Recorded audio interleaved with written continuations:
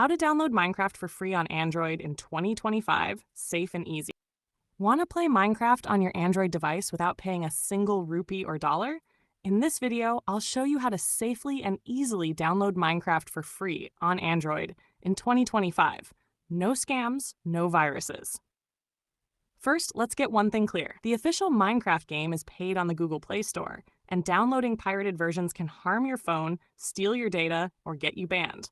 But here are two safe options to try Minecraft legally, without paying. Option 1. Download Minecraft Trial from the Play Store. Go to the Google Play Store and search for Minecraft Trial. This version is 100% free and lets you play survival mode for a limited time. Great if you want to test the game before buying. Option 2.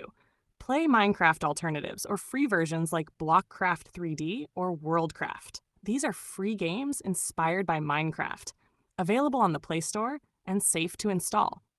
Now listen carefully. If you're still looking to download the full version of Minecraft for free, some websites offer APK files, but be very careful. Most of them are illegal, unsafe, and may contain malware. Even then, you do it at your own risk. Make sure you have antivirus protection and never give those apps special permissions.